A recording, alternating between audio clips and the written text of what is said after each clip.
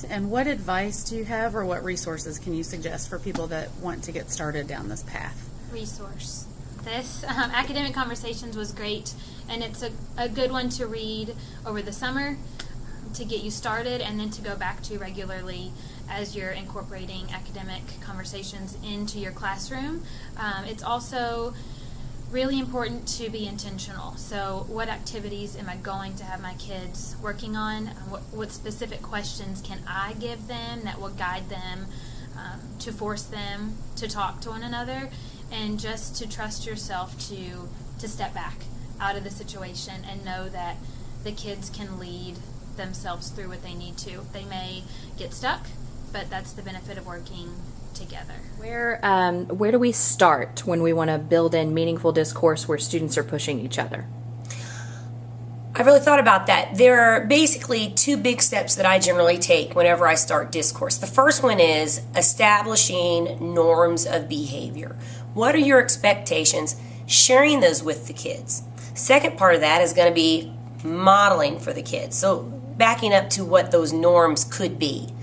Couple of things are going to be everyone participates, whether it's just two people sharing or it's a larger group. Everyone is expected to share their thinking, so that right up front they know they're going to be accountable for that, and the people around you, your peers, are going to keep you accountable to that. What does it mean to be a participant? Well, if you were to give advice to a teacher who's ready to make the step into student-led discussion, what advice would you give those teachers? Several things. First, I would say that before you begin, you have to think about what do you want to get out of this discussion and what do you want the students to get out of it. And that kind of involves setting some expectations. And the students are going to know what discussions should look like and sound like. So I would suggest setting some goals with them and some norms, and they'll probably have a lot to say about what good discussion is versus bad discussion. In fact, I've even had my students do a whole class discussion, and we talked about what went wrong. Then I would start small, maybe with small table discussion, or you could even do like half of the class has a discussion and the other half watches and listens. And then you reflect back on what those goals and expectations were to think about, all right, what are we doing well and what's not going so well? Give it a try. I think it's great. I think you're teaching them skills that they will have the rest of their life.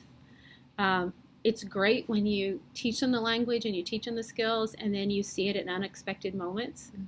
You know, I'm conferring with somebody about something in math that they're struggling with, and they're trying to explain to me, and they say, well, maybe I need to elaborate a little bit more. So I would say give it a try. I also would tell you that you're going to have to do some work yourself as a teacher, and you're going to have to work on practicing those skills, and it's all the time. It's not just right now we're working on academic discourse, but it's how do you talk to your kids all day long, and what kind of ways do you want them to respond to each other? And so that it becomes the norm for all the conversation in your class and not just small bits of time when we're having a discussion.